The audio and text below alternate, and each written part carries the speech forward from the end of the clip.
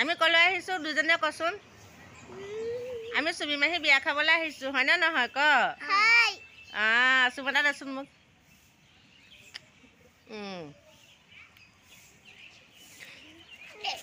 Hi hello' নমস্কাৰ guys আজি আমি বৰ্তমান উপস্থিত আছোঁ পশ্চিমবংগত ৱেষ্ট বেংগলত আমি আহিছিলোঁ যোৱাকালি ৰাতি আৰু এতিয়া গা পা ধুই আমি ফ্ৰেছ হৈ ল'লোঁ আমি ক'ত আছোঁ এতিয়া ভাবিছোঁ আপোনালোককো অকণ দেখাওঁ বাৰু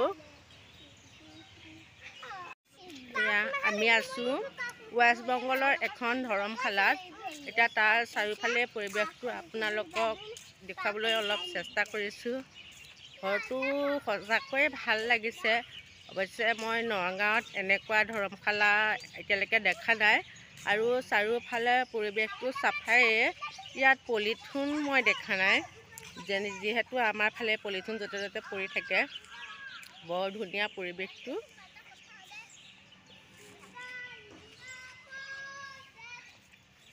ভাল লাগিছে বেলেগৰ পশ্চিমবংগত আহি বহুত ধুনীয়া পৰিৱেশ আৰু আমি ৰাতিপুৱা চাহ খাব গৈছিলোঁ চাহ খাব যাওঁতে মানুহবিলাকৰ ব্যৱহাৰ পাতিও বহুত ভাল লাগিছে আৰু আমাৰ তাতকৈ ইয়াত বস্তুৰ দাম কম পাইছোঁ যিহেতু আমাৰ তাত গাখীৰ চাহৰ 10 টকা ইয়াত হৈছে 5 টকা ইয়াত সেইবোৰ বস্তুৰ দামটো কম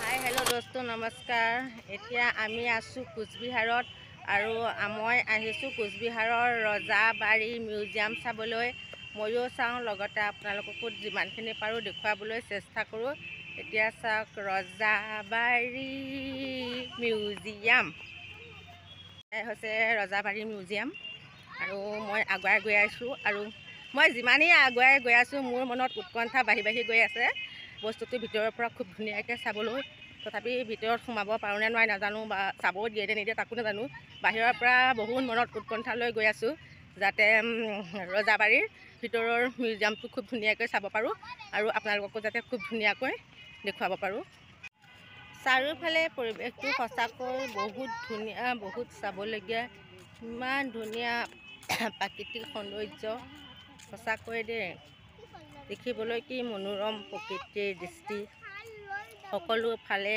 ফুলেৰে ভৰা সেউজীয়া কেৱল সেউজীয়া বহুত ধুনীয়া পৰিৱেশ আপোনালোকো যদি কেতিয়াবা পশ্চিমবংগ কোচবিহাৰলৈ আহে তেতিয়াহ'লে ৰজাবাৰী মিউজিয়াম চাবলৈ একেবাৰে নাপাহৰিব দেই আৰু ইয়াৰ ভিজিটো বহুত বেছি নহয় আমি প্ৰথমতে ভাবিছিলোঁ বহুত বেছি ভিজিট হ'ব নে দেৱী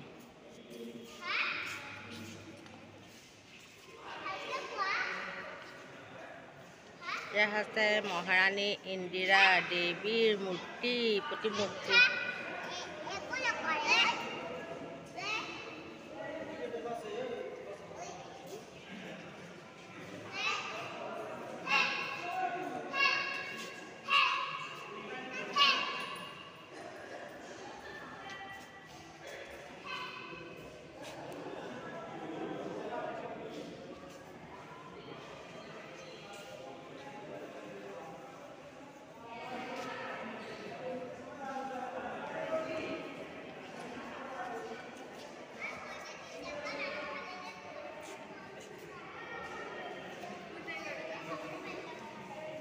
ইয়াত বহুতো মানুহে আহিছে এয়া মিউজিয়াম চাবলৈ বহুত মানুহ আহিছে সঁচাকৈ বহুত ধুনীয়া লাগিছে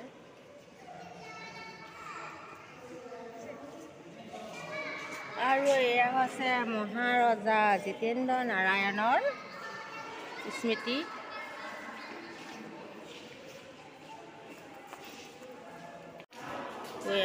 এয়া হৈছে হাতীৰ মাথা এইটো এটা হাতীৰ মাথা হয়তো এই হাতীটোকে মহাৰজাসকলে মাৰিছিলে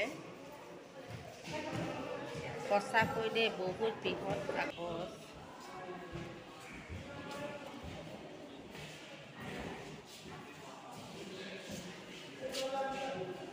আৰু এখন হৈছে মানচিত্ৰ ৰজাৰ দিনৰ ৰজাৰ দিনৰে খটখটি দেখিছেনে এয়া ৰজাৰ দিনৰ কাঠৰ খটখটি হয় আমি এতিয়া ৰজাৰ দিনৰ কাঠৰ খুটখুটিত উঠি ওপৰৰ মহলালৈ আহি আছোঁ। এইটো আছে দ্বিতীয় মহলা। এতিয়া আছোঁ দ্বিতীয় মহলা চাবলৈ আমি। আহা আহা আহা এফালে আহা এফালে আহা।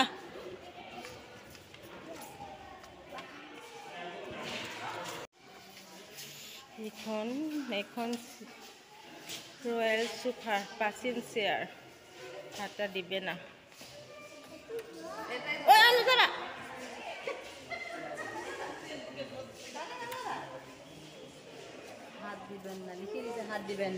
এইখন আছে ৰজাদিনীয়া যুগৰ চেয়াৰ আৰু এইজন হৈছে মহাৰাজ ৰাজেন্দ্ৰ নাৰায়ণ। এয়া হৈছে মহাৰাজ ৰাজেন্দ্ৰ নাৰায়ণৰ ফটো।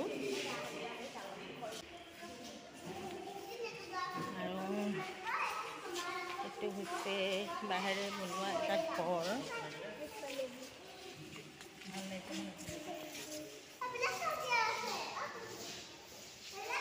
এয়া হৈছে ৰজাৰ দিনৰ কিছুমান সামগ্ৰী। মই নাজানো, মই চিনি পোৱা নাই, তথাপি আপোনালোকক দেখাবলৈ চেষ্টা কৰিছোঁ যে এয়া হৈছে মুদ্ৰাই তৈয়াৰ কৰা লোহাৰৰ চাট।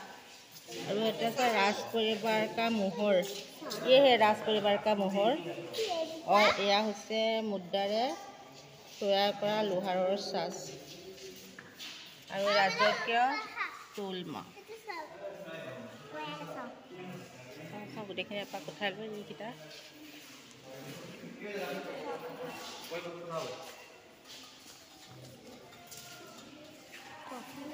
এইখিনি হয়তো ৰজাসকলে খোৱাৰ বাচন বৰ্তন।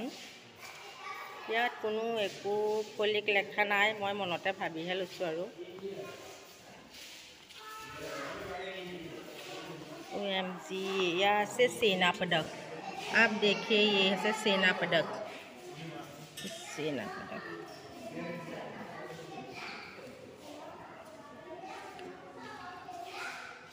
ये आश्चर्य पुस्तक हो।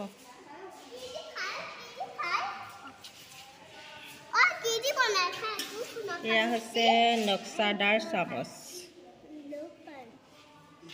नक्शादार चामच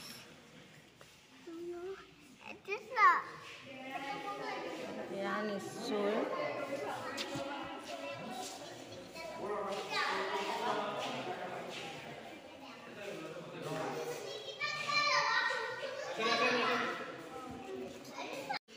হেল্ল' গাইজ, মোৰ বাবে এটা বৰ দুখৰ বিষয়। মই অতীজৰ আদিম যুগৰ ৰজাসকলৰ সা সৰঞ্জাম যিখিনিলৈকে তেওঁলোকে যুদ্ধ কৰিছিল, তাৰ সকলোবোৰ সা সামগ্ৰী তৰোৱাল তেওঁলোকে মানে ইয়াত মিউজিয়ামত ৰখা হৈছে। কিন্তু মই আপোনালোকক সেইখিনি দেখুৱাব নোৱাৰিলোঁ, কাৰণ ভিতৰত মোবাইল নিব নিদিয়ে। তাৰ বাবে মোক ক্ষমা কৰি দিব। মই দেখিলোঁ কিন্তু আপোনালোককহে দেখুৱাব নোৱাৰিলোঁ। এইটোৰ মতে থোৱা হৈছে ৰজাসকলে যিবিলাক অস্ত্ৰ শস্ত্ৰৰে যুদ্ধ কৰিছিল, কিন্তু তাৰ ভিতৰত মোবাইল লৈ সোমাব নিদিয়ে। তাৰ বাবে আপোনালোকক দেখুৱাব নোৱাৰাৰ বাবে আপোনালোকে মোক ক্ষমা কৰিব।